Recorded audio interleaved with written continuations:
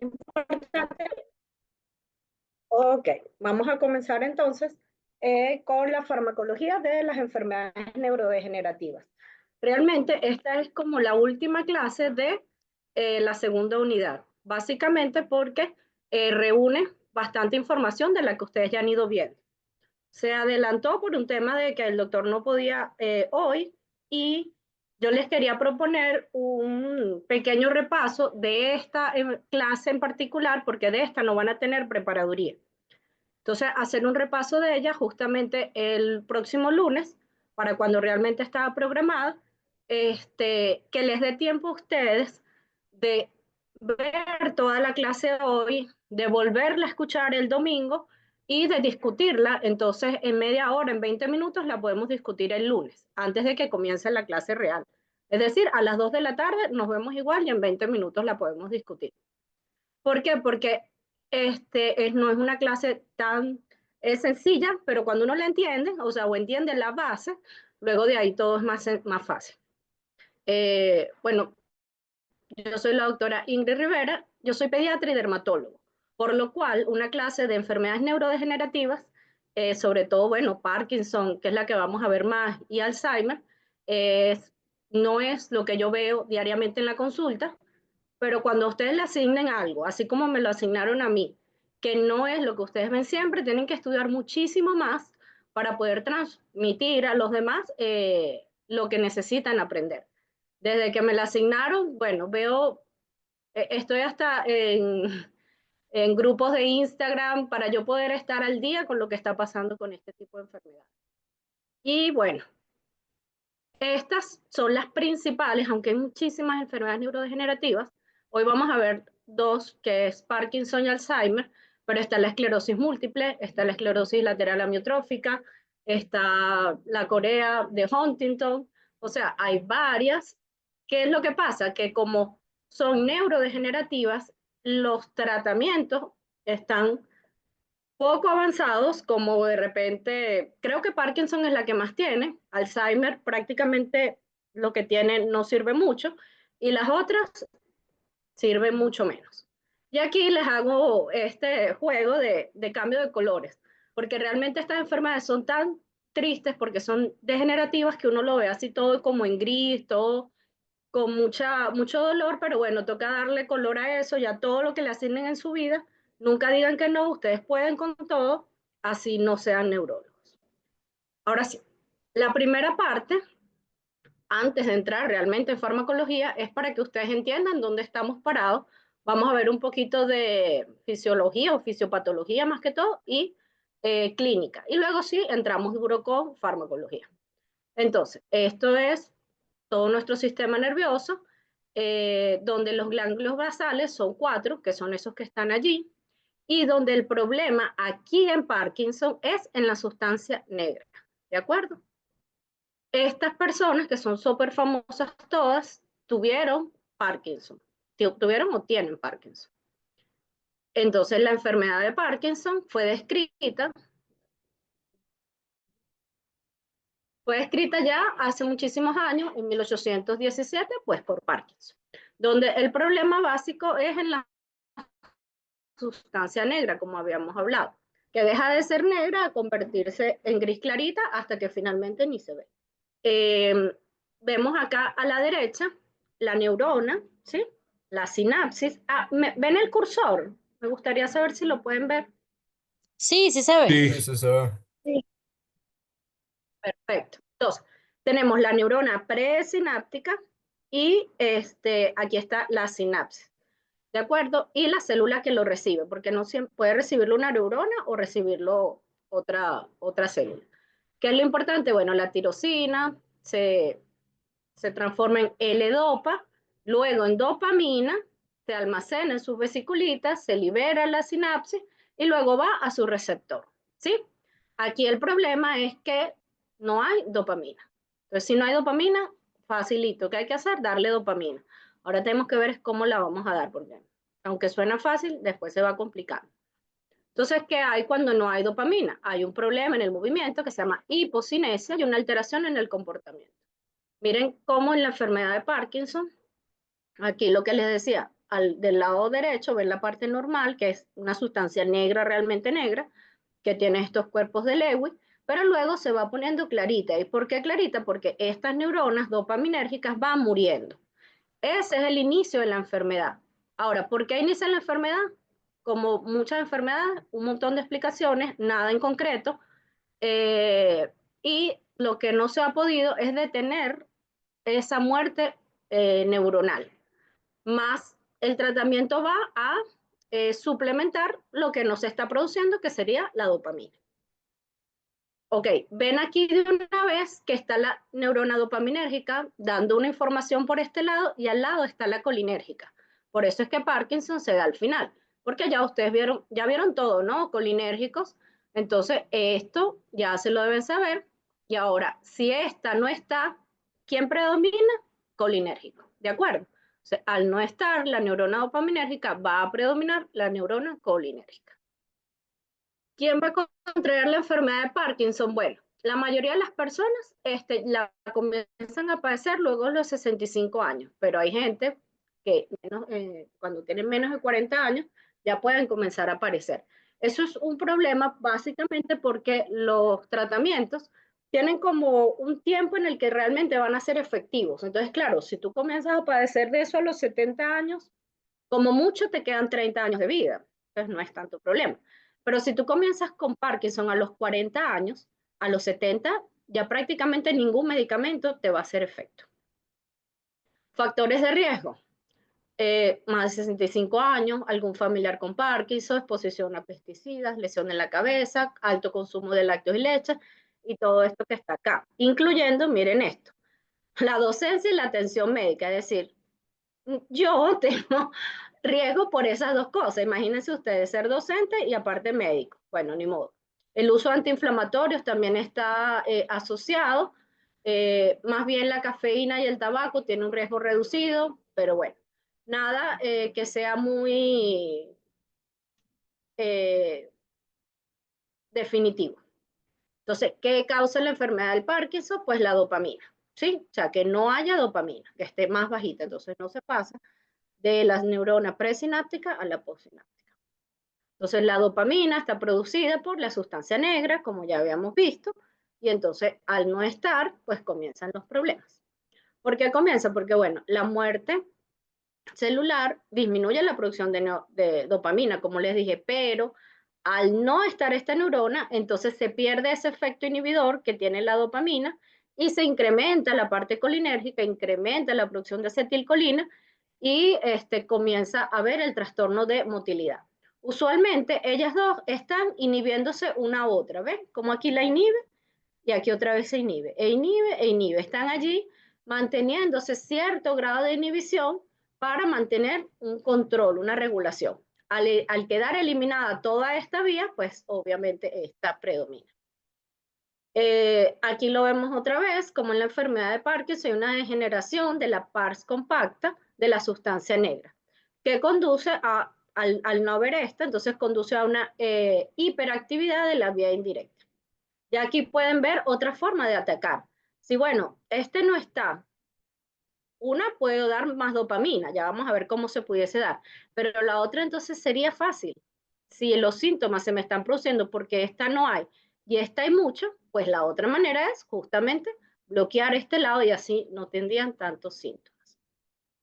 Bien, ahora, ¿cómo son los síntomas? Son motores y no motores. Los motores, temblor, se dice que como en cuenta de cuentamonedas, porque hacen así con la manito, movimientos lentos en rueda, rigidez, expresión facial limitada, cambios posturales, pero también pueden tener otras cosas que no son motores, es decir, problemas en el olfato, para dormir, estreñimiento y depresión.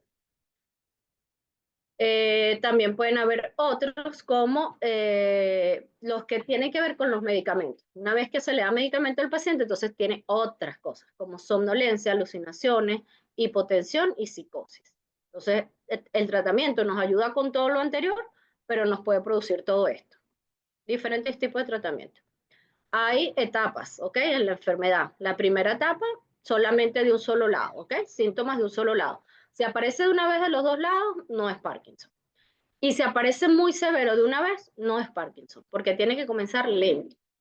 Luego, ya para la etapa 2, ahora sí son los dos lados y comienza a haber una alteración en la marcha. Luego, en la 3, los movimientos son movimientos más lentos, más problemas de equilibrio, más problemas para vestirse, para amarrarse, porque claro, imagínense temblando cómo se amarran un botón, ya no se pueden bañar bien, dificultad para lo cotidiano. En el 4 ya requieres un andador, necesitas que alguien te ayude, ya no es capaz de hacer las cosas cotidianas. Y en la 5 ya requieres silla de ruedas y las alteraciones mentales, delirios y alucinaciones se vuelven muy severas. Entonces, el Parkinson acorta la vida, pero no es tanto. Miren, es solamente un año. Hay otras enfermedades neurodegenerativas que la cortan mucho más, como la esclerosis múltiple. Aquí realmente no. O sea, que van a pasar muchos años para que lleguen hasta la etapa 5. Y con tratamiento puede disminuir esto. Y normalmente si se mueren es por caída o neumonitis por aspiración. Eso es lo final. ¿Cómo lo vamos a detectar? Clínica principalmente. Pueden hacerse resonancias, no hay nada en sangre que podamos tomar.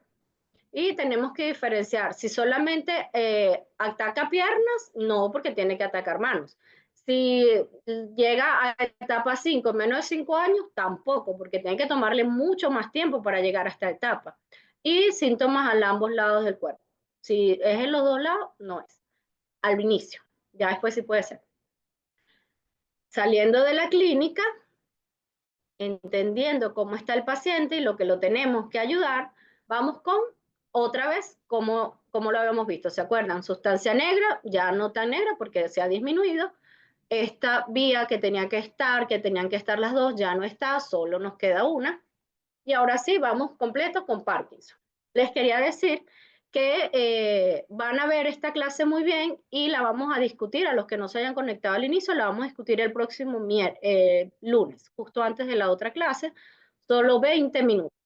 Cuando los profesores, y un día ustedes van a ser profesores, o los que son preparadores, saben que cuando uno da una clase y nadie le presta atención o nadie se la estudia, de verdad, eso es muy triste. Aparte, que es peor cuando vamos al parcial y dicen claramente, no, yo preferí no leerme esa clase porque, bueno, preferí irme hacia otras que tienen más preguntas o que me parecen más fáciles o que me parecen más importantes. Y espero que eso no pase con esto, porque yo me esforcé mucho, así que ustedes también tienen que hacerlo de entender y aprenderlo, porque yo soy dermatólogo, pero yo tengo pacientes con Parkinson o con Alzheimer, entonces yo tengo que saber qué es lo que está más o menos pasando en su cuerpo, a ver si yo le puedo poner X tratamiento. Entonces, sí es importante, así ustedes no vayan a tratar a un paciente con Parkinson, que sepan qué está pasando y en dónde estamos. Bueno, les resumí todo en estas 6 cápsulas, ¿de acuerdo? ¿Se acuerdan que el problema es que no hay dopamina, cierto? Ya eso todos se lo tienen que saber, que se lo he repetido varias veces. Entonces, si no hay dopamina, no podemos todavía limitar que se siga perdiendo la dopamina, o sea, la sustancia negra.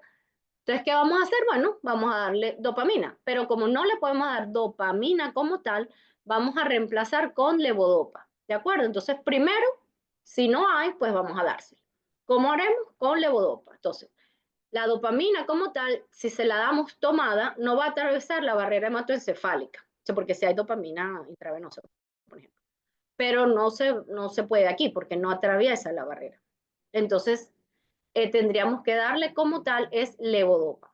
Si se nos ocurre ponérsela, o al que se le ocurrió y dijo, bueno, como aquí no hay dopamina, vamos a colocársela, más bien se va a quedar en circulación periférica. Entonces, la levodopa, que es un precursor metabólico, o sea, que está antes de la dopamina, sí puede pasar, sí ingresa al cerebro.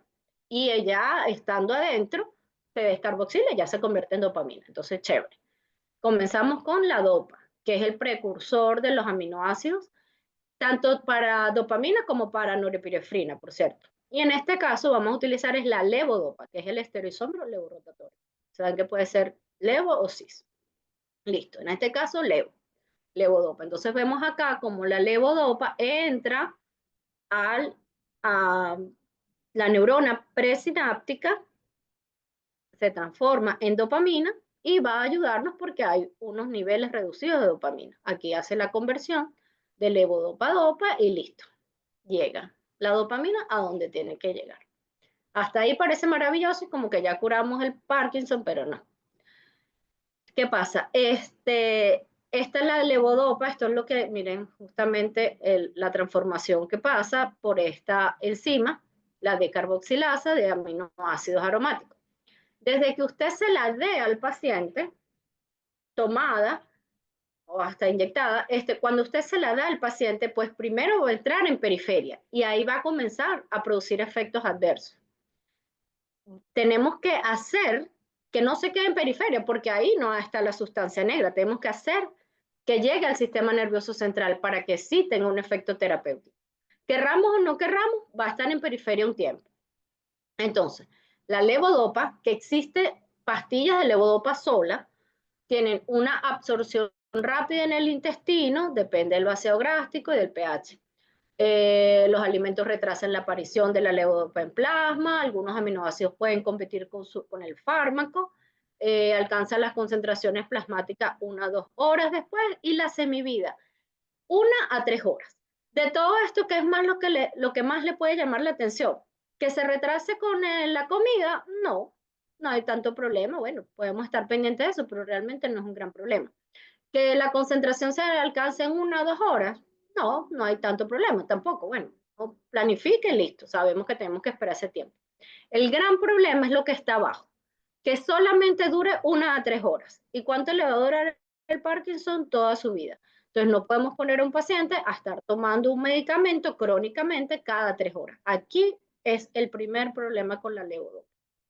Ok, seguimos. Entonces, 2/3 de la dosis va a irse por orina, de 1 al 3% es lo que va a ingresar al cerebro. Es decir, no vale la pena darle un montón de levodopa al paciente para que tenga efectos adversos periféricos y que no llegue a donde queremos, que es en el cerebro. ¿Y cómo hacemos entonces para que esa levodopa no entre tan poquito, no entre solo el 3%, sino que entre más? Ok, los farmacólogos han podido irlo resolviendo. Ya les cuento. Bueno, el resto que no entra al cerebro se metaboliza afuera y por eso cuando se usa sola necesitaríamos utilizar una dosis súper alta y muy frecuente para que realmente tenga efecto. Se dieron cuenta de esto y entonces ahora dijeron, no, vamos a tener que ponerle una guía. Vamos a tener que decirle a la levodopa que se vaya rápidamente al sistema nervioso central, que no se nos quede en periferia porque no nos va a ayudar. Entonces lo que hicieron fue crear esta, la carbidopa. Entonces muchas presentaciones dicen, traen ya directamente levodopa con carbidopa para que la levodopa haga su trabajo, pero la carbidopa lo lleve a donde tiene que ir. O sea, va a ser su guía. ¿De acuerdo? Aquí vemos el metabolismo, ¿sí? La L-dopa que se transporta en dopamina. Luego vamos a ver estas dos enzimas, que son la COMT y la MAO, que ahí van viendo otras formas de llegarle. ¿Y qué va a hacer la carbidopa? Él ya va a inhibir a la dopa descarboxilasa periférica. Aquí no la tengo, ¿no? Aquí está. Dopa descarboxilasa periférica. Entonces, ¿qué va a pasar? No va a pasar tan rápido de L-dopa a dopamina, pero solamente en periferia. ¿De acuerdo? Entonces va a estar más tiempo en la periferia dando vueltas, buscando meterse al sistema nervioso central. Entonces, buenísimo, porque ya no me va a hacer tanto efecto a nivel periférico, porque no se va a convertir tanto en dopamina y da más tiempo a que logre penetrar al sistema nervioso central. Y como tal, la carbidopa no va a entrar al sistema nervioso central, es decir, ya se queda afuera, en periferia, haciendo su trabajo. Y permite que la levodopa sí entre. Y así vaya directo al problema. Entonces, reduce el metabolismo periférico de la levodopa, hace que los niveles de la levodopa sean más altos, una semivida más prolongada, mejor dicho, buenísimo. Reduce los requerimientos diarios de levodopa en casi 75%, entonces ya no tenemos que dar dosis tan altas. Por ejemplo, acá una combinación sería 25 miligramos de carbidopa con 100 de levodopa. Pero esto ya, como les digo, viene listo, esto viene junto. Puede ir aumentando progresivamente de acuerdo al paciente y tomar antes de la comida, por lo que hablamos de que las comidas lo retrasan. Pero eso es fácil de modificar. Entonces la L-Dopa más este inhibidor de la enzima periférica, pues va a disminuir los efectos adversos. Carbidopa es el más conocido, pero también está la benseracida, es otra opción. Aquí recuerden que nosotros no le vamos a preguntar dosis, ¿de acuerdo? Podemos preguntarle, ¿se necesita una dosis más elevada de levodopa si se va a utilizar sola? Respóndanla ahorita todos en su cabeza o respóndanla por el chat. Déjenme abrir aquí el chat. Ay, no lo veo. Ay, ya va. Chat. Ok, entonces podemos ver. Juan Ortiz respondió que sí. Entonces, no les estoy preguntando, ¿necesita 100 miligramos de levodopa? No. Le estoy preguntando, ¿necesita una dosis mayor de levodopa si la utilizo como monoterapia?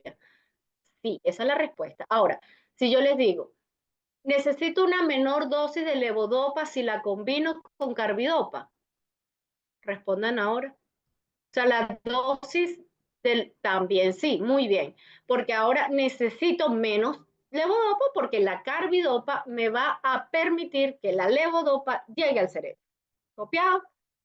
Entonces, punto para los farmacéuticos que lograron esta maravilla.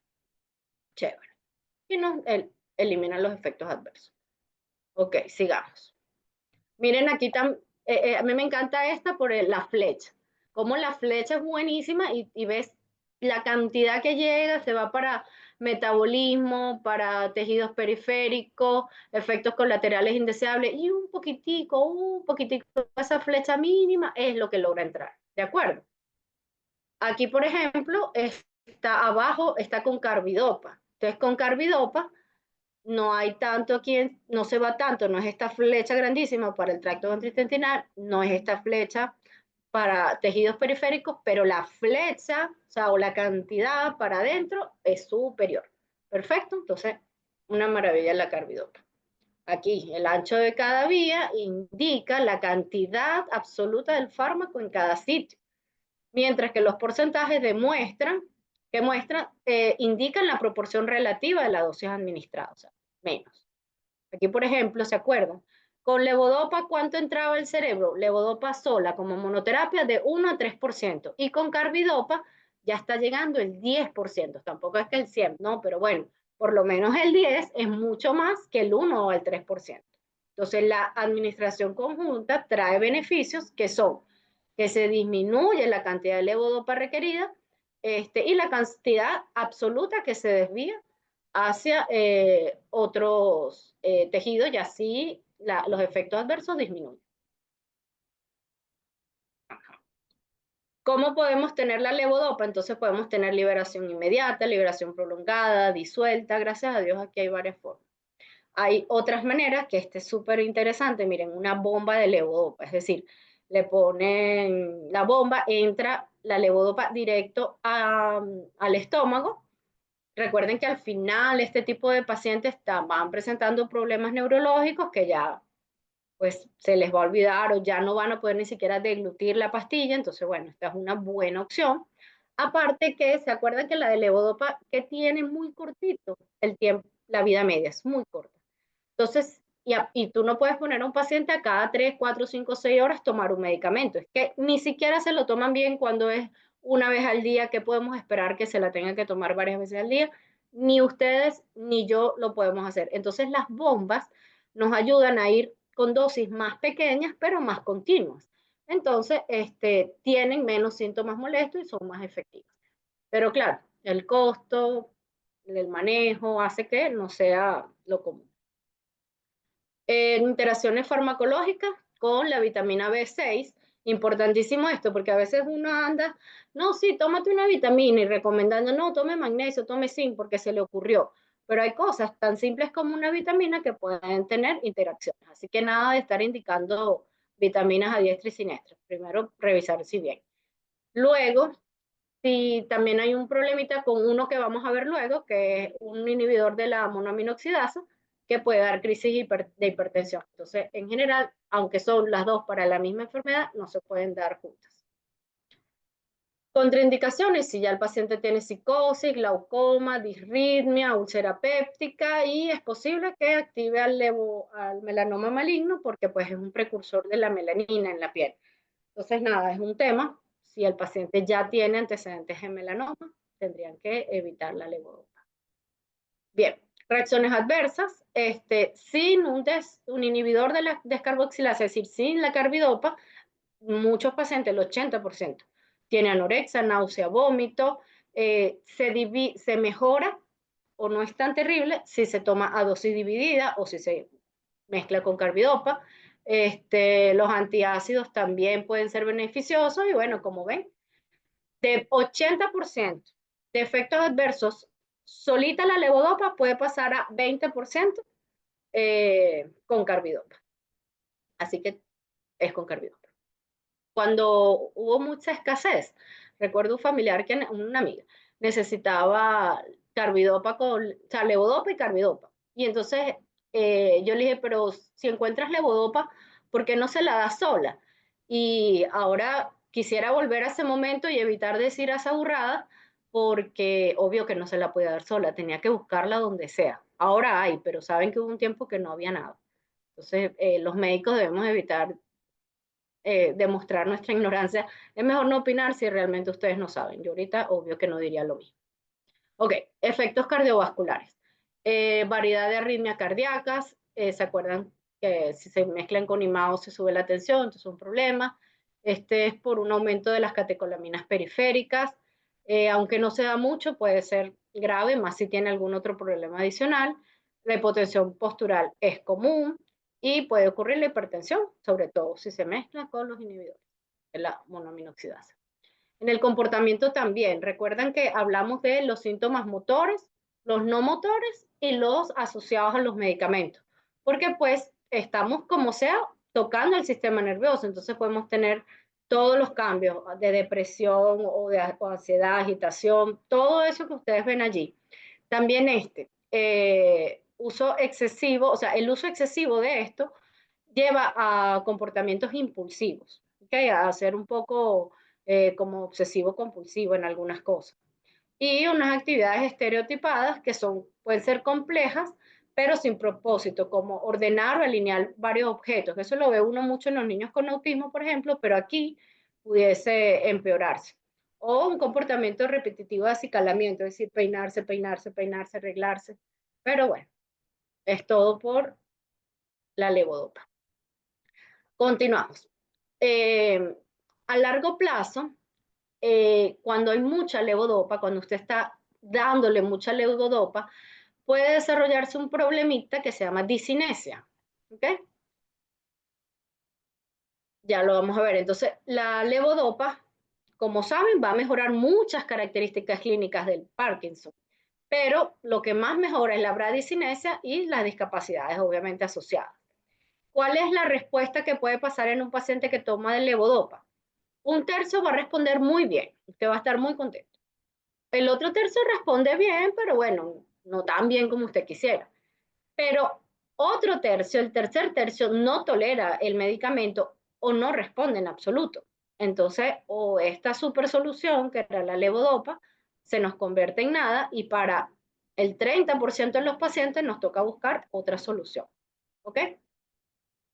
Cuando, como decía antes, le ha dado mucha levodopa al paciente, comienzan a haber unas fluctuaciones. Ya las vamos a explicar bien.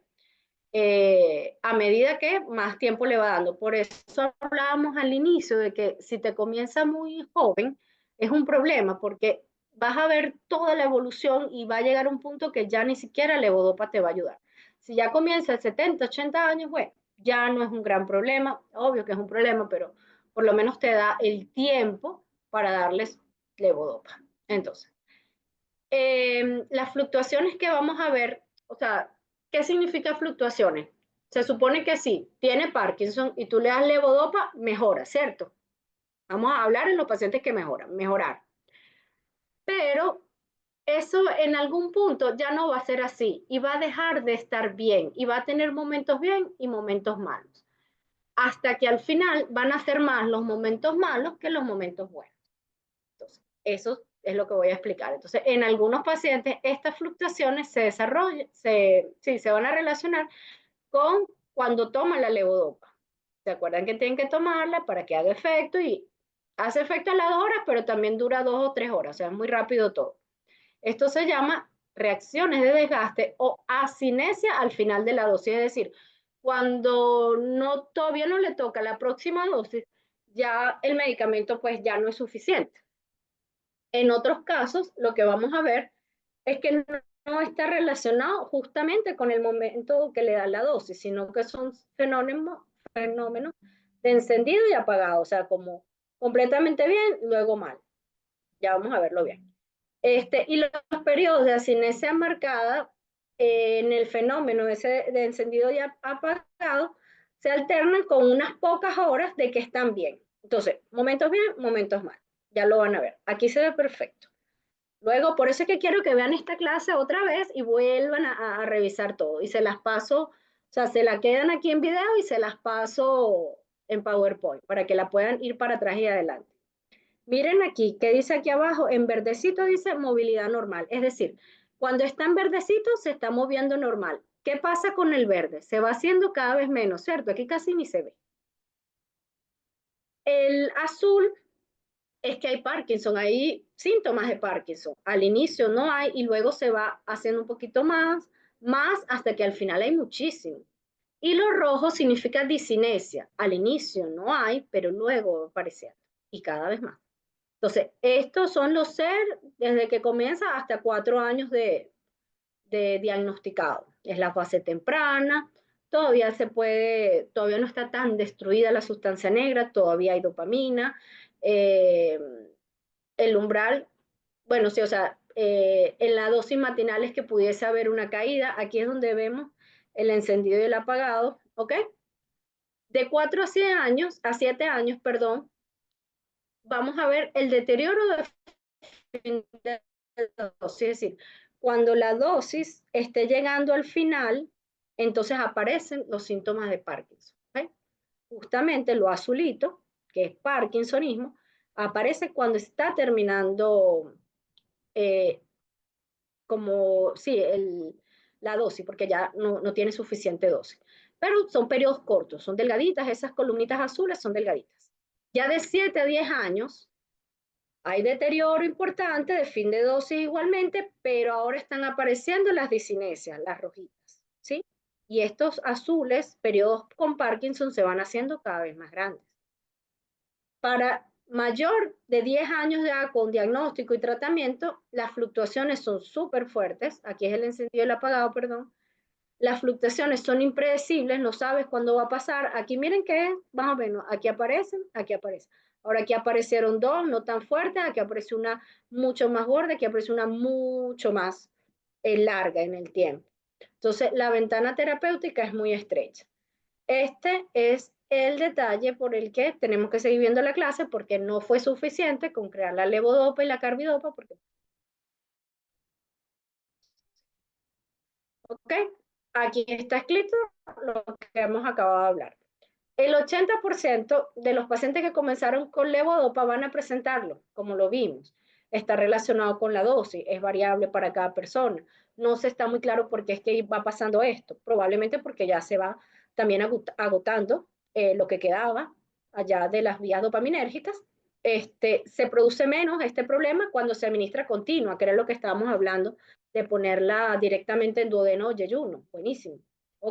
Por eso es que también, si se acuerdan atrás, está la liberación normal, pero también está una liberación prolongada. Eso nos ayudaría muchísimo a que se libere poco a poco y no sea tanto. ¿Ok? ¿Qué es lo que se tiene que hacer cuando vayan apareciendo esas disinesias? Pues reducir la levodopa. Lejos de aumentarla, más bien hay que irla disminuyendo.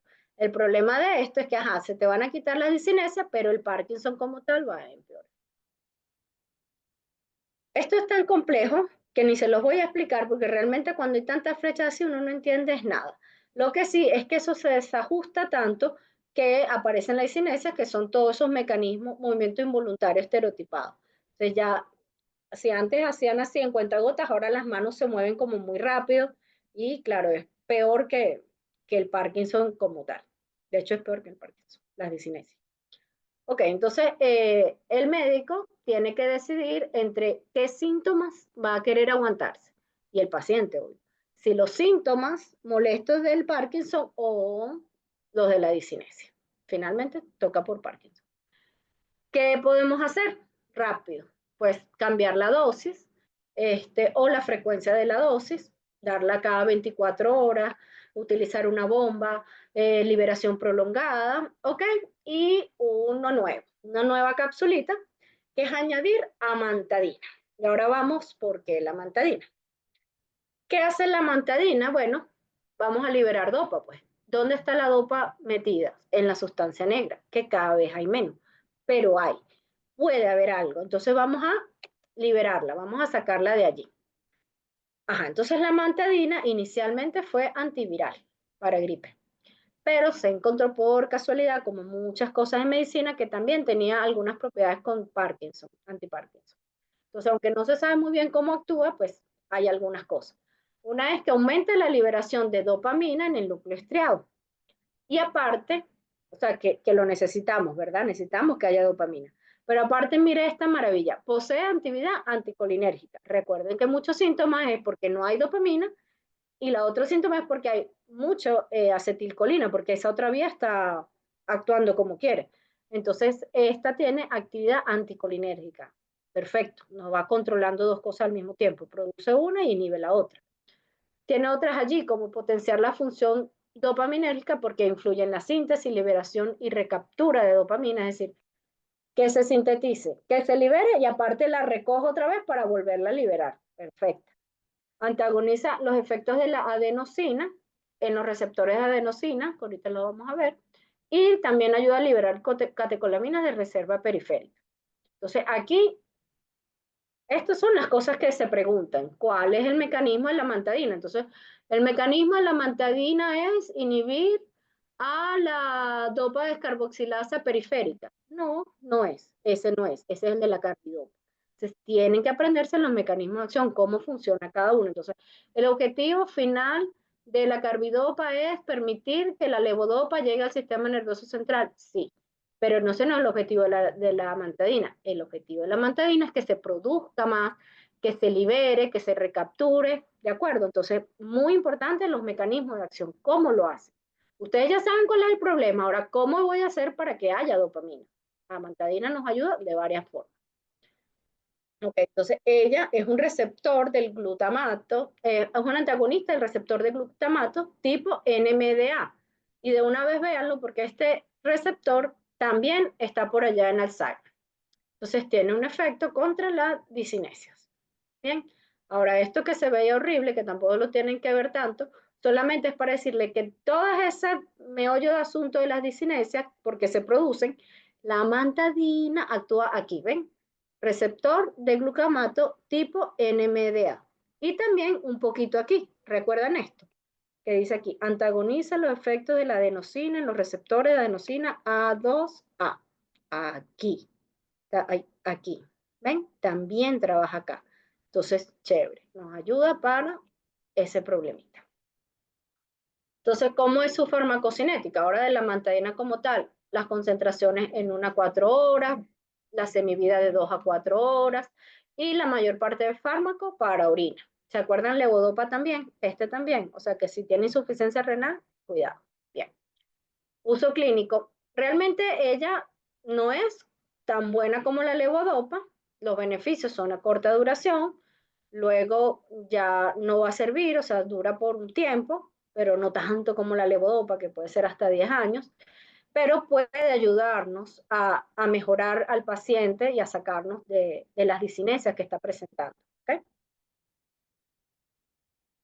Los efectos adversos, inquietud, depresión, irritabilidad, puede producir psicosis, convulsión, puede haber lívidos reticulares que se mejora luego que retiren el tratamiento, puede haber edema periférico sin que haya otro tipo de daño, y bueno, todo lo que ustedes ven, cefalea, insuficiencia, hipotensión, ¿sí? Acuérdense que él se está metiendo con, es un anticolinérgico también.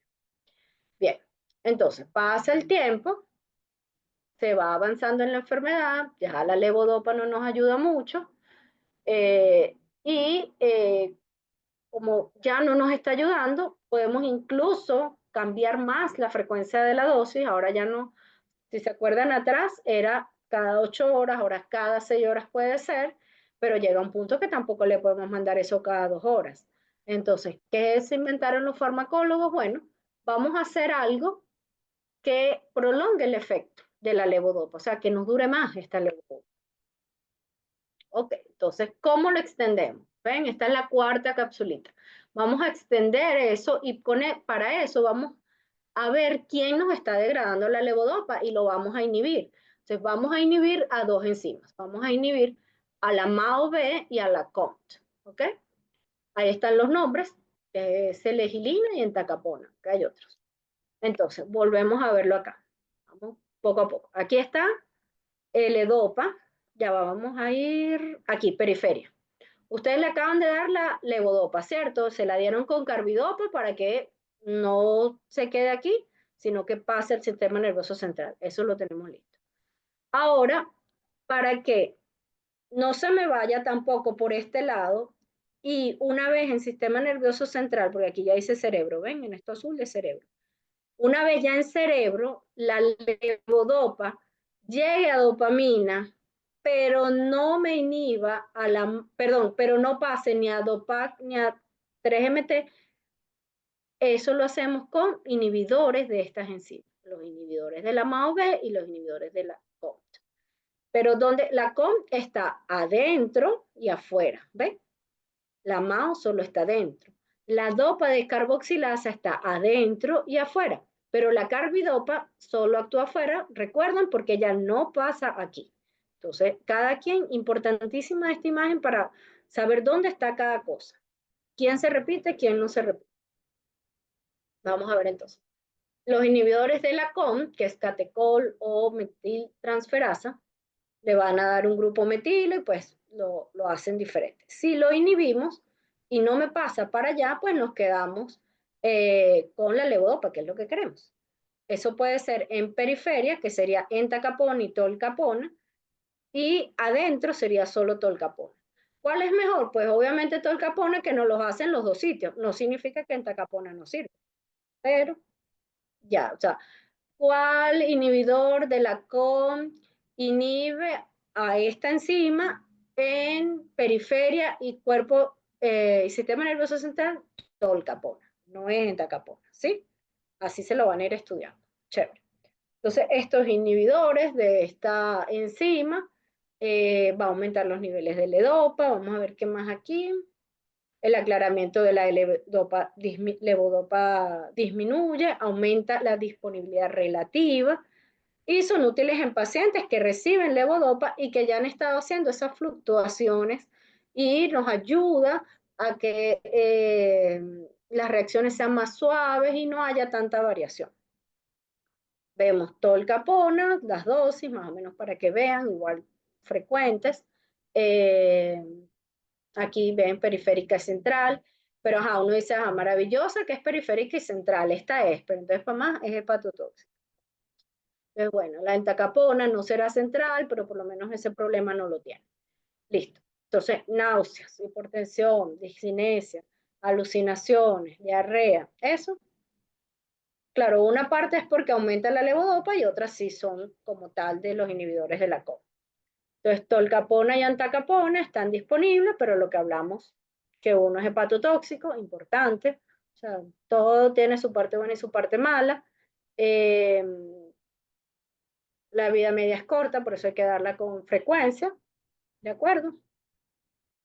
Reacciones adversas puede ser tanto por que aumenta la levodopa y aumentarían las reacciones que se dan a levodopa, como también como tal de ellas, en especial la hepatotoxicidad. Ok. Entonces, o inhibimos a la COM o inhibimos a la MAO. Recuerden que la MAO no está en periferia, toda la MAO-B está a nivel del sistema nervioso central. Entonces, ¿qué hace la MAO-B? También degrada la dopamina, entonces lo que hacemos es bloquearla a ella. Y para eso utilizamos los inhibidores, que es la selegilina o la rasagilina.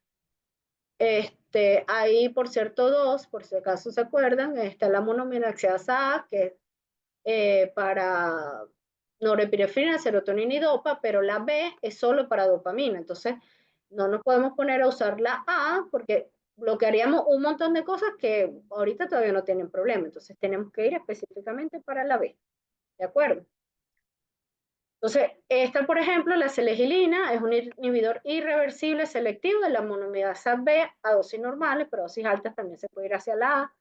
Retrasa la descomposición de dopamina, que es lo que estamos viendo, pues ayuda a que la levodopa sirva por más tiempo, que no haya tanta fluctuación.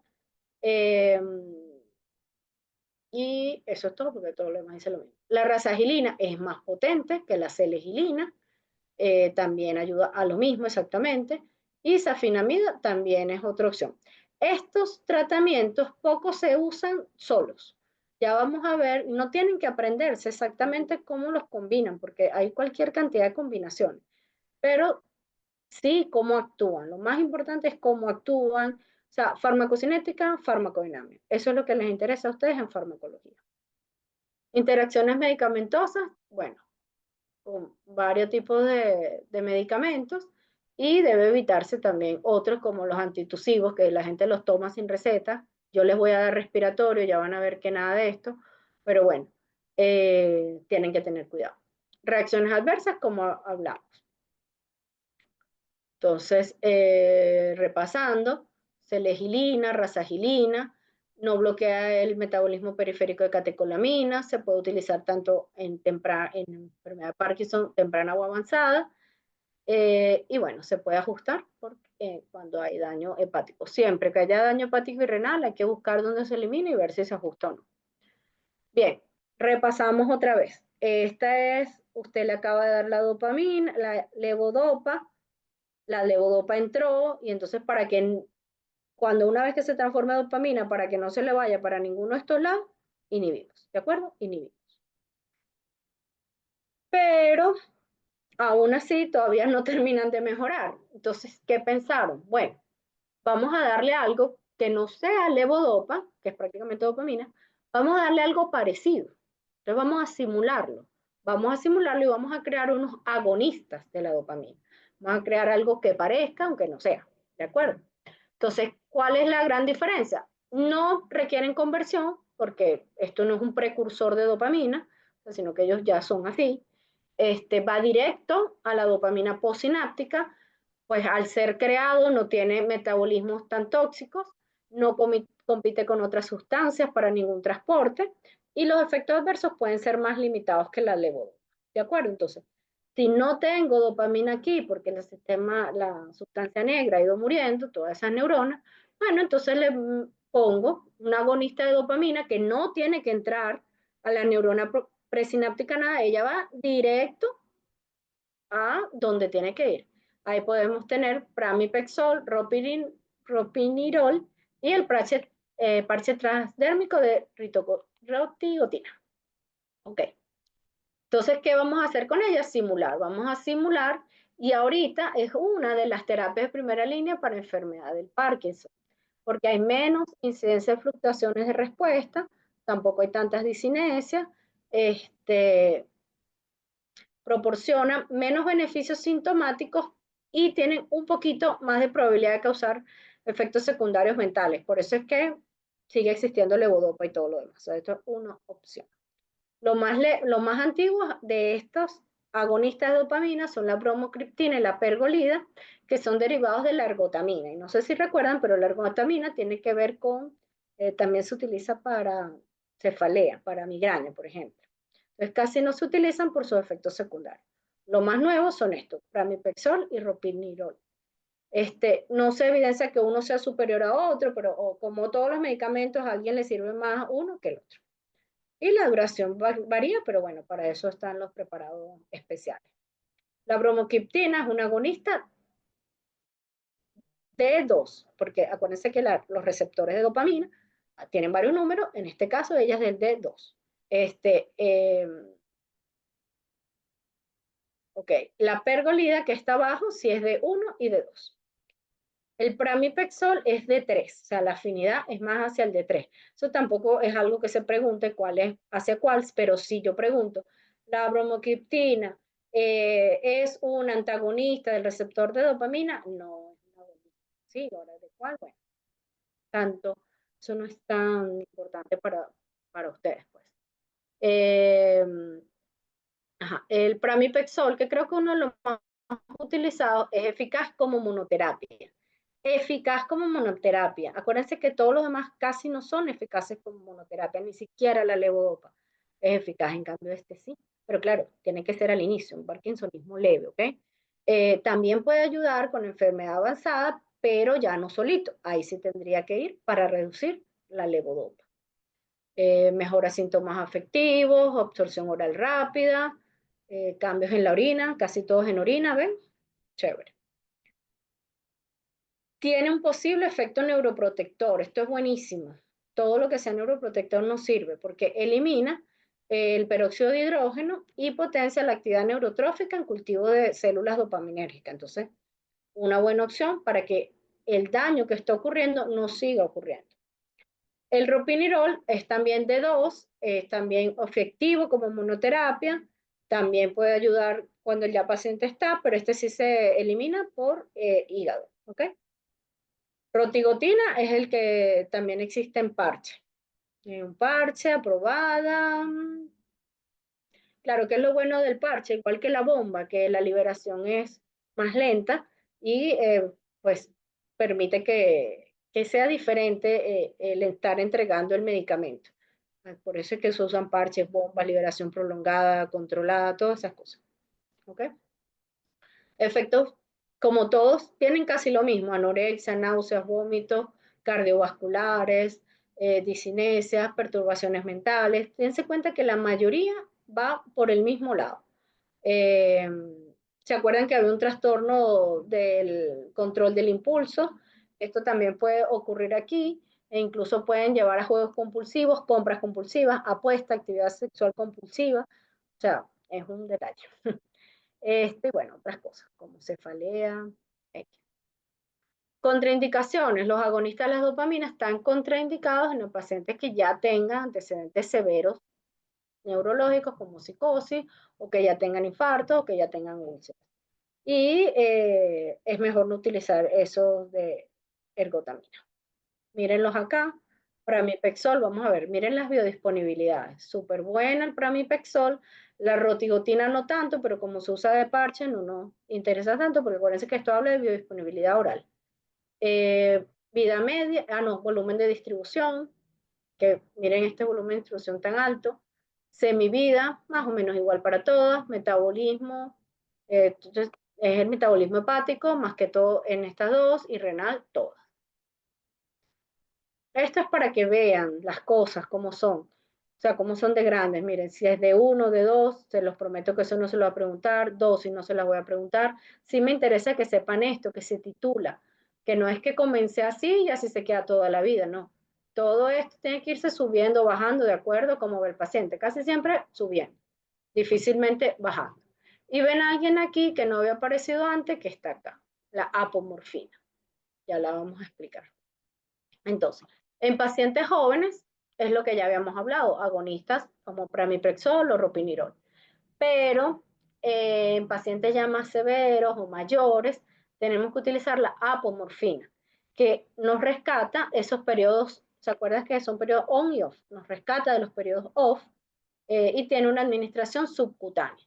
Como es subcutánea, no es para todo el mundo. Entonces, es un potente agonista dopaminérgico que no es derivado de la ergotamina, nos ayuda a rescatar al paciente cuando está incapacitado. Imagínense que quedó paralizado, totalmente tieso. Bueno, ahí para sacarlo rápido utilizamos lo más potente, que es la apomorfina, pero no lo podemos usar todos los días. Entonces se absorbe muy rápido, llega rápido al cerebro, comienzan a hacer la acción, tiene sus problemitas, sus reacciones adversas y no se puede utilizar en pacientes que toman antagonistas de la serotonina. Bien, entonces volvamos a lo que vimos. Como no hay neurona dopaminérgica, entonces ¿quién predomina? La colinérgica. Entonces esta es la otra forma de mejorarle la clínica al paciente, quitando este problema. Aquí entonces tenemos, bueno, a ver, célula presináptica, acetilcolina. Entonces, ¿qué podemos hacer con la acetilcolina? ¿Cómo hacemos que no haya tanta acetilcolina? Bueno, una de las fórmulas es la sexta, entonces sería controlar todo ese sistema colinérgico con anticolinérgico. Entonces, buscamos medicamentos que tengan propiedades antimuscarínicas, ¿ok? Aquí lo volvemos a ver. Aquí las dos están activadas y es lo normal. Ahora, aquí esta no se activó, pues esta quedó funcionando y es un problema. Entonces, hay que restablecer ese equilibrio y tenemos que inhibir esta, para que las dos queden inhibidas y punto. Vamos a ver, entonces en el parkinsonismo idiopático se pierden las neuronas, ok, esto ya lo sabemos, esto ya lo explicamos. Bien. Entonces, ¿cómo vamos a hacer que esa acetilcolina no, no haga tanto efecto? Porque nos va a hacer muchos síntomas. Entonces, hay varias preparaciones antimuscarínicas de acción central, diferentes en potencia y en farmacocinética, que nos puede ayudar. Entonces, nos puede ayudar a mejorar el temblor, la rigidez. No tienen efecto en la bradicinesia, pero en lo demás sí. Entonces, se utilizan dosis bajas y se va aumentando gradualmente. Se dan cuenta que todos hay que irlos titulando. Son antimuscarínicos y tienen todos los problemas de cualquier antimuscarínico. Entonces no son muy bien tolerados en personas de edad avanzada o que ya tengan problemas cognitivos. Si se debe retirar el medicamento, igual, de forma gradual. Entonces, ¿cómo podemos hacer para controlar el temblor? Entonces, a utilizar antagonistas de los receptores colinérgicos. Se produce la acetilcolina, pero yo antagonizo a los receptores para que no haga tanto efecto. ¿De acuerdo?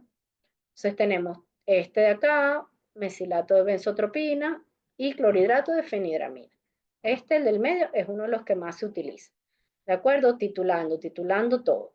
¿Ok? Interacción con amantadina. ¿Se acuerda? Amantadina por allá atrás. Ok. Bien.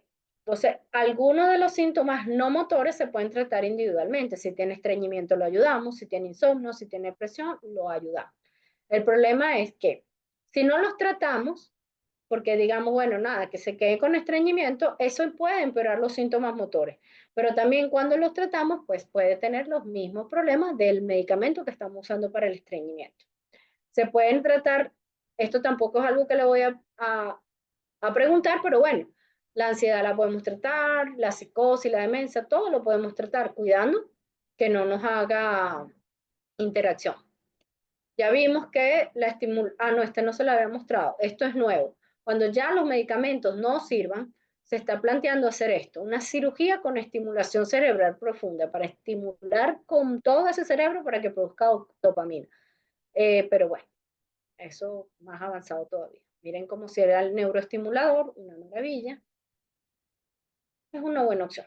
Las terapias de apoyo siempre sirven, ejercicio, fisioterapia, terapia del lenguaje, asesoramiento psicológico, acompañamiento de los familiares, masaje, acupuntura, yoga, lo que sea. Necesitamos lo que sea, pero lo necesitamos porque ya vemos que desde el punto de vista farmacológico, por mucho que se ha intentado, no se termina en lograr. Obviamente algún día la terapia génica ayudará, por los momentos son los mecanismos, y esta es la que se tienen que aprender, se la escriben, se la llevan para el día que vamos a hacer la discusión, porque ahí está todo lo que vamos a necesitar. ¿Cómo hacemos para que haya más levodopa? Le ponemos carbidopa. ¿Cómo hacemos para que se libere más dopamina? Le damos amantadina. ¿Cómo hacemos para no darle levodopa, sino darle otro medicamento? Bueno, vamos a darle unos agonistas de dopamina que se parecen, aunque no es. ¿De acuerdo? Importantísima esta la. Doctora, tengo una pregunta. Suelta. En caso de que estemos dando los agonistas, ¿daríamos también terapia con levodopa igualmente o se dejaría de Sí. dar aquella terapia? Sí, sí se puede seguir dando porque tú la vas a acompañar a ella, no son competencias, ¿de acuerdo? Ok, Más bien la vas a dar para acompañarla. La mayoría realmente de ellos se pueden combinar, excepto aquí. Amantadina con anticolinérgico como que no va, ¿sí? Pero las demás ok. pudieses combinarla. De hecho, creo que ya, mira aquí, combinaciones terapéuticas. Mm, L-dopa con carbidopa, que fue lo primero que dijimos, o sea, con un inhibidor. O la ujú. L-dopa con el inhibidor de la descarboxilasa periférica con un inhibidor de la COM. O lo mismo, pero con un inhibidor de la MAO. O lo mismo básico con amantadina, si está teniendo discinesia. Entonces, si la pregunta es, ¿Cuál combinación sería perfecta para un paciente con Parkinson que esté presentando discinesia? Si me ponen solo amantadina, pues esa no es la combinación es las tres, ¿verdad? O sea, las tres, Ok. porque levodopa con amantadina va a servir, sí, claro, va a servir, pero si le pones carbidopa va a servir más. Sí, esta es la combinación perfecta. Ahora, aquí, ajá, ¿esto qué sería? Agonista dopaminérgico, ¿sí? Entonces, mira Ujú. la pregunta que me acabas de hacer. El EDOPA más el inhibidor más un agonista, que puede ser de los derivados de la ergotamina o los no derivados. O sea, ya sabemos cuáles son los problemas. O podemos dar una levodopa más un anticolinérgico. Bueno, también pudiese ser. Yo aquí no quitaría esta, pero bueno. O una mantadina y anticolinérgico. Bueno, esto sí es un problema. Esto no. Ok. Ujú. Puede Doctora, una iniciarse, pregunta dígame.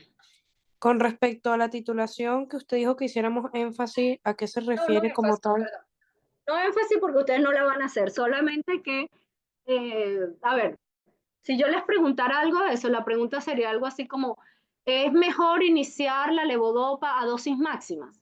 No, suponga que esa es la pregunta. ¿Cómo es la mejor manera de dar levodopa? Una, A, iniciar a dosis máximas. B, iniciar a dosis pequeñas e ir aumentando de acuerdo a evolución. C, iniciar a la dosis más alta posible e ir bajando.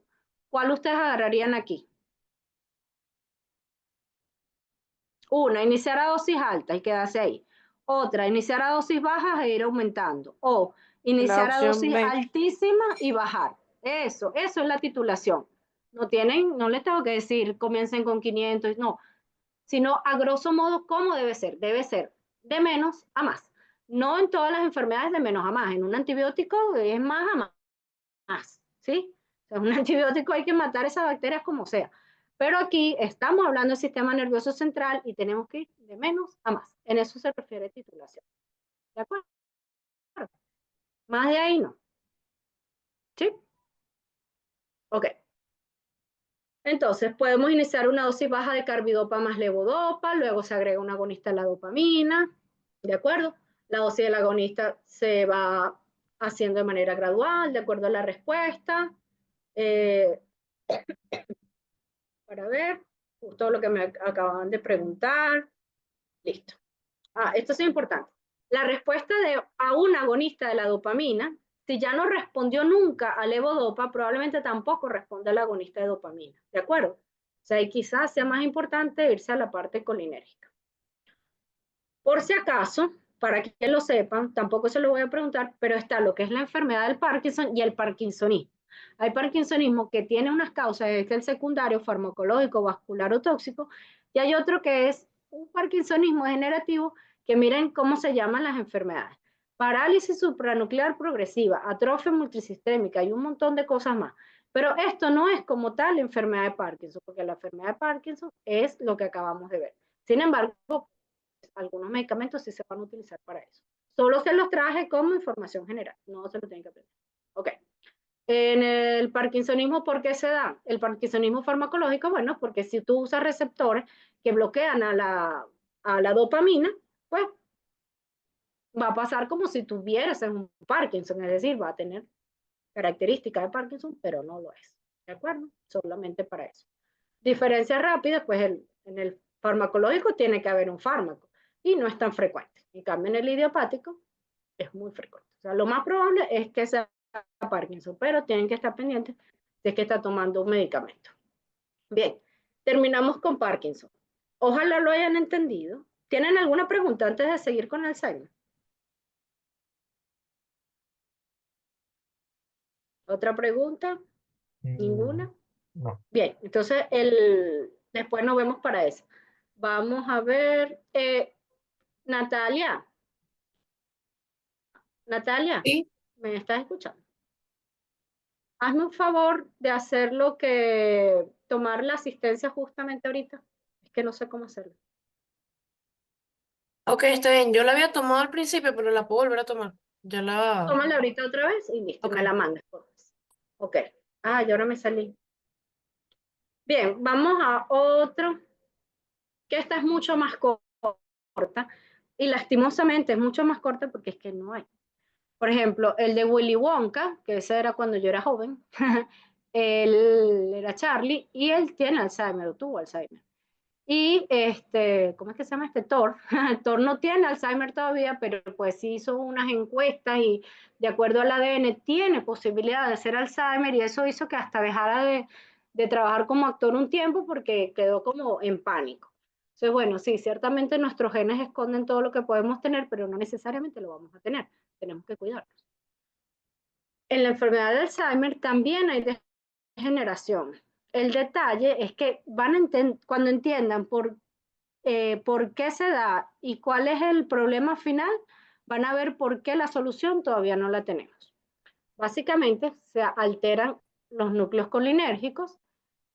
Lo principal cuando uno dice que tiene Alzheimer es que hay un deterioro de la memoria. Eso es lo más importante, pero también termina en demencia, hay disfunciones cognitivas. Pueden haber otros trastornos como psicosis, ansiedad, depresión, pero bueno, son asociados. Realmente el gran problema es la memoria. Puede haber epilepsia, puede llegar hasta un estado totalmente vegetativo y esto sí lleva a una muerte más prematura que el Parkinson.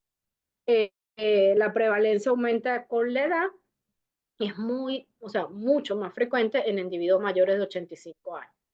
Y de los costos asociados a todas las enfermedades neurodegenerativas son muy altos. El problema básicamente está en el núcleo basal de Meiner, que es donde se libera la acetilcolina hacia el hipocampo. Entonces, al no estar estas neuronas activas, se reducen las vías colinérgicas, es decir, no llega la acetilcolina al hipocampo, y esta acetilcolina está relacionada con el aprendizaje, la memoria y el humor. Se alternan otros neurotransmisores, pero este es como lo más importante. Esta es otra de las láminas que tienen que entender, más que aprenderse es entender, porque esto no es farmacología, esto es fisiopatología, pero si no la entienden, no entienden la forma. Entonces, ¿qué es lo que pasa? Se lo voy a decir en criollo para que después se los diga complicado. Se forma una gelatina en el cerebro que impide que esas neuronas se comuniquen y no hay cómo sacar esa bendita gelatina de allí. Y eso ahora se lo voy a decir con las palabras que son. Se hace una placa, una maraña, ¿cómo es que lo otro que le dicen? Sí, imagínense una telaraña allí en el sistema nervioso central. Se la voy a mostrar de una vez y me devuelvo. Miren acá. Estas son las placas que se hacen. ¿Cómo se comunica una neurona con otra? Si tiene como una placa de ateroma ahí, una gelatina molestando. No hay manera, no hay manera. ¿Por qué pasa eso? Bueno, hay una inflamación que nadie sabe cómo comienza, pero bueno, hay una inflamación que se origina en la microglía, se liberan citoquinas, inflamación, especie de reactivas de oxígeno, inflamación, y óxido nítrico, lo que no va a permitir que se elimine esa placa que se ha formado, toda esa maraña. Aparte, hay una excitotoxicidad por glutamato, es decir, aumenta el calcio intracelular, está dentro de la neurona, la daña y la mata. Se forma un canal beta-amiloide que hace que aumente ese calcio intracelular. Y se forman estas marañas neurofibrilares, que es esta proteína tau, que se hiperfosforila, se une toda y dañan todo ese citoesqueleto. ¿De acuerdo? Entonces volvamos a verlo acá. Hay una proteína precursora de amiloides que normalmente está en monómeros, es decir, está como perlas separadas. Luego se van acumulando y se forma un collar de perlas, un oligómero, o sea, ya va complicándose la cosa. Es tóxica. Pero luego ese collar de perlas ahora son 100 collares de perlas y se forma una placa inamovible. Y eso pues sí es totalmente tóxico. ¿Qué es esto que vimos acá? Si lo vemos de izquierda a derecha, dice primero, disfunción mitocondrial, posiblemente con utilización de glucosa. O sea, la mitocondria, un problema. Después se va formando esta proteína tau, que es aquí se ve, la proteína tau, ¿ok? Se va formando y se hacen estos ovillos filamentosos, ¿de acuerdo? Se sintetiza también el beta-amiloide y se secreta, el beta-amiloide y se secreta al espacio extracelular, ya saben, e interfiere en la señalización, porque se forma esta placa que no permite comunicación, ¿ya? Esto era lo que le decía cuando decía perlas, luego collares de perlas y aquí un montón de collares de perlas. Copiado. Aparte, todo eso inició por una inflamación terrible. Miren la microglía aquí molestando. ¿Qué está haciendo la microglía? Atacando aquí. ¿Ven? Clarito, cómo le está mandando quién sabe qué cantidad de citoquinas allí a esa pobre neurona. Volviéndola loca. Bueno. Ok, volvemos a ver el beta amiloide. Vemos la proteína tau hiperfosforilada. Entonces aquí está la placa de amiloide. ¿Y qué es lo que pasa? No se ha conseguido cómo sacar esto de aquí. Y ese es el problema. ¿Qué van a ver? Si le mandan a hacer una resonancia a este paciente, bueno, van a ver que hay daño en la corteza cerebral, se va volviendo más delgadita, se va disminuyendo el tamaño del hipocampo y al final el ventrículo se ve pues más. Pero eso es lo que se ve. Hay formas familiares o esporádicas de Alzheimer, es decir, si usted tiene familiares, es más probable que lo tenga, pero aunque no lo tenga, también lo puede tener. Está asociada con algunos defectos genéticos como la trisomía 21, ¿okay? Hay mutaciones de genes que están más asociados todavía, que esto fue lo que se hizo. Liam Neeson es que se llama, ¿verdad? Creo que Héctor se llama así. Ok, hay factores de riesgo como la edad, ser diabético, ser hipertenso. Oye, viendo esto, mi papá aquí mal, porque mi papá está viejito, tiene diabetes e hipertensión. De hecho, ahorita pensándolo, mi abuelito tuvo Alzheimer. Bueno, ni modo. Insomnio, ¿ok? ¿Por qué el insomnio? Porque las personas que no duermen bien se le producen más amiloide. Así que eso de estarse trasnochando por estudiar, no. Ustedes tienen que estudiar cuando hay que estudiar, no trasnocharse por nada, porque alteran el ritmo circadiano y tienen más probabilidad de Alzheimer. ¿Ok?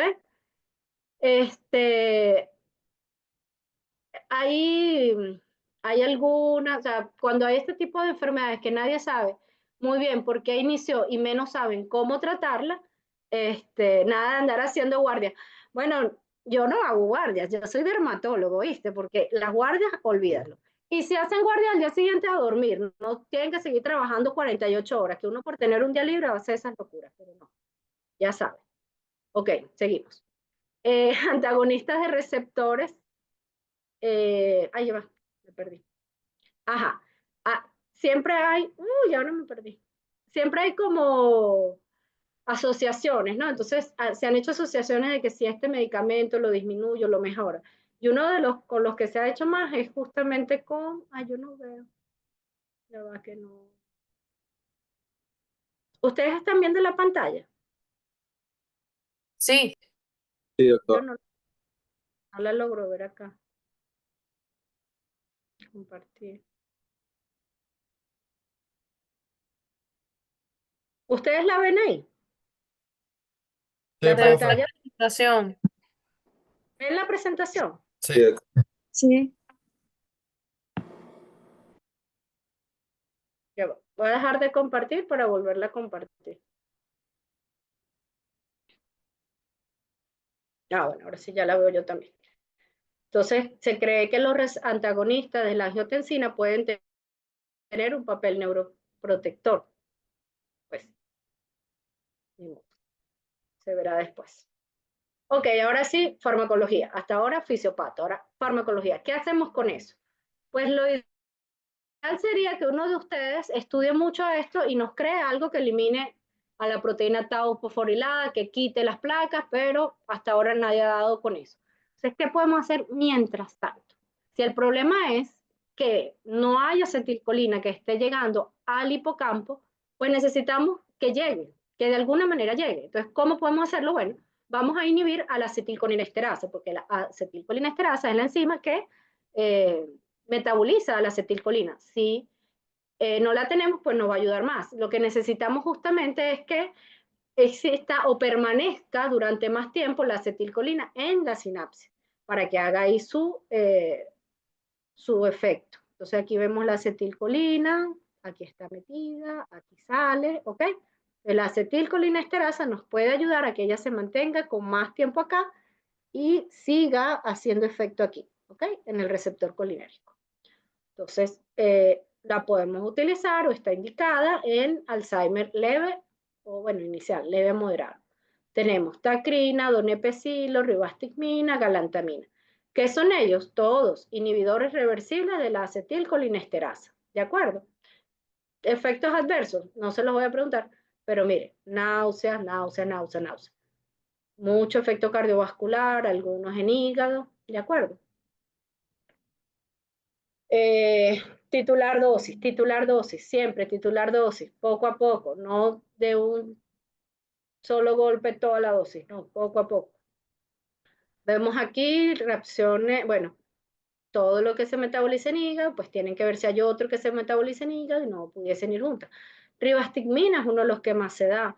Donepezilo también se utiliza muchísimo. Vamos a ver cuál otra. Sí, esas son una de las más utilizadas. Bien. Si no podemos controlar o ya esto no nos hace efecto, es decir, hacer que la acetilcolina dure más tiempo ahí para que haga más efecto, porque eso es lo que nos está faltando, pues podemos hacer otra cosa. Intentar que no se muera esa neurona, ¿ok? Por lo del glutamato, ya lo vamos a volver a ver. Entonces, ¿qué podemos utilizar? Antagonistas de los receptores de NMDA.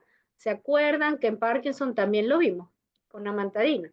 Que era una cuestión horrible, cuando en la disinesia, que era como una maraña de cosas también, bueno, aquí es por allí. Entonces, en el lado excitatorio hay un incremento de los receptores de NMDA asociados al glutamato, por lo que si los bloqueamos vamos a disminuir esa muerte neuronal. Esto es cierto y por eso es uno de los tratamientos en Alzheimer más usados, que es la memantina. Y se utilizaría en enfermedad de Alzheimer moderada a severa. ¿Qué va a hacer este antagonista no competitivo de este receptor? Va a disminuir la excitotoxicidad producida por el glutamato. ¿De acuerdo? A ver, glutamato aquí, ay, claro. Glutamato acá, se une acá, y entonces nos impide que haya una muerte celular. Ahora, ¿qué pasa? Esta señalización que hace el glutamato a través de su receptor es importante para la memoria a largo plazo. Y entonces uno dice, bueno, pero ¿cómo funciona esto? Sí, el problema del Alzheimer es de memoria, ¿o no? Bueno, ¿cómo? Ok, ¿qué pasa? Este receptor puede estar dentro de la sinapsis o fuera de la sinapsis. Y la memantina tiene una mayor selectividad porque está fuera de la sinapsis. Entonces no se mete con el otro. Entonces por eso sí puede servir y no es controversial que se utilice memantina aquí, solamente porque él bloquea el receptor extrasináptico. ¿Copiado? Bien. Reacciones adversas, sistema nervioso central, hígado, contraindicado, miren, con amantadina, listo, titular. ¿Cuál es el problema de esto? No, ya vieron, ya aquí se acabó la farmacología de Alzheimer, no es como en Parkinson, que hay muchas opciones, allá les puse como 6 opciones de los grupos de la farmacodinámica, cómo pueden actuar, aquí no, aquí son 2, y las 2 bien cuestionadas, porque los mecanismos de acción son limitados, entendiendo que no estamos diciendo que estamos eliminando la placa, no estamos diciendo que estamos previniendo la hiperfosforilación de la proteína tau, mejor dicho, estamos medio atacando algunas cosas, y estos medicamentos baratos no son, pero ciertamente cuando uno tiene un familiar con este tipo de enfermedad, pues se hace el esfuerzo y se le da lo que haya hasta que uno de ustedes crea algo mejor. ¿De acuerdo? En enfermedad avanzada, entonces, otra vez fisiopatología, pero bueno, en enfermedad avanzada, estas especies reactivas de oxígeno favorecen la dimerización de los receptores de angiotensina. ¿Se acuerdan que dije que quizás un antagonista aquí pudiese ser un neuroprotector? Todavía no se sabe, pero quizás. Ok, se secuestra la proteína G, esto sí es importante. Se secuestra la proteína G y el receptor ya queda desacoplado. Eso ustedes creo que lo vieron cuando vieron farmacodinamia, ¿cierto? Si puede alguien respóndame si le explicaron cuando hay un secuestro de las proteínas y ya después ni que le pongas lo que le pongas. Ya después ni que haya mucha acetilcolina, ya no hay receptor. Ya quedó secuestrado y ya no hay manera. Y bueno, para terminar de complicar las cosas, como habíamos hablado, el beta-amiloide altera la mitocondria, bueno, eso ya lo habíamos visto. Reduce la captación de calcio, favorece la salida de calcio, o sea, si aquí no entra el calcio, entonces aumenta la salida de calcio del retículo endoplásmico y bueno, todo termina de dañarse más. Miren el glutamato aquí, la NMDA, la memantina bloqueándolo, pero es nada más acá. Ven que es muy limitado lo que hace. Todo lo demás, nadie ayuda. Esto es todo lo que han intentado. Por ejemplo, uno diría, oye, pero si esto es un problema de especies reactivas de oxígeno, pues dámosle antioxidantes. Nada, resultado decepcionante. Ok, si esto es un problema de qué otra cosa, de inhibidores de la colinesterasa, bueno, esto es lo que más sí se usa. Esto es lo otro que se usa, o sea, realmente son estos dos primeros. Este todavía nada, estatina como que no, bexataroteno poquito, eh, AINES, antiinflamatorio no esteroideo, tampoco, vacunas, ojalá, esto, yo creo que esto es lo que puede ayudarnos más. Los anticuerpos antiamiloides, miren que hay dos, que bueno, que fracasaron, pero seguro van a poder sacar uno que ojalá sí sirva. Pero ¿qué pasa con todo lo que sea anticuerpo, vacuna? Tiene que ser antes. O sea, tiene que ser antes que la placa se forme, porque una vez formada, pues ese es el problema. Estas tendrían que ser antes, ¿ok? Aquí, por ejemplo, estos también, otros anticuerpos, tendrían que ser antes. Para terminar, solo una palabra, ellas dos sufren de esclerosis múltiple. Y si ustedes ven, lo que hay para esclerosis múltiple, nada es directo. Todo esto ustedes lo usarían dexametasona, es un esteroide, azatioprina, otras cosas. O sea, realmente nada de esto es directo para esclerosis múltiple, solamente se utiliza porque no hay más nada que usar. Y se utiliza para ver que pueden mejorar. Recientemente, hace 2 semanas, falleció un amigo por esclerosis múltiple. Realmente no había nada que hacer. Y esta es la última que les traigo, esclerosis lateral amiotrófica. Ahí hay menos que hacer, menos que hacer. Pero bueno, por lo menos de él podemos aprender esta frase con la que termino, que la inteligencia es la habilidad de adaptarse a los cambios. Y ustedes son médicos formándose. Entonces tienen que tener la capacidad de poderse leer Parkinson, Alzheimer, entenderlo, asimilarlo, presentar el examen obviamente, pero jamás digan que ustedes no pueden. Una vez que ustedes digan que, mira, yo con ese tema no puedo, ya usted está viejo. Tiene una mente ya en neurodegeneración, que usted ya no puede más, tiene una placa de amiloide que no lo deja pensar ni recordar. Mientras eso no lo tenga, no es lógico que no lean esta clase, no se la estudien y no participen el próximo lunes en la discusión que vamos a tener. ¿De acuerdo? Sí, gracias, doctora. Ok, ¿preguntas? ¿No? Doctora, yo tengo preguntas entonces con estas últimas que vimos de esclerosis. ¿Cómo lo abordamos? O sea, No, es solo para que sepan. Aquí les podía poner Corea de Huntington, hay muchísimas. Solo que ujú, quería que quería enseñárselas para que vean cómo Parkinson tiene posibilidades, Alzheimer tiene una lucecita al final del túnel y las otras ni lucecita al final del túnel tienen, ¿ok? Entonces, bueno, como médicos tenemos que por lo menos sabernos lo que sí hay. Y bueno, ojalá alguno sea investigador y pueda descubrir lo que falta por saber. En ok. algún momento la sífilis no tenía cura. Ahora la sífilis se cura con una penicilina, ¿o no? Ah, bueno, entonces llegará un momento que ustedes nos van a ayudar a que el Alzheimer y el Parkinson se curen. Eso va a llegar, pero no sabemos si ustedes o yo lo voy a ver, pero algún día va a tener que llegar. ¿De acuerdo? Amén. Amén. Listo. Nos vemos entonces el lunes que viene. Pásale la clase a todos y yo te voy a aplazar ahorita la clase, ¿ok? Gracias, doctora. Natalia. Gracias, Chévere. hasta luego. Chao. Muchas Nos gracias. vemos.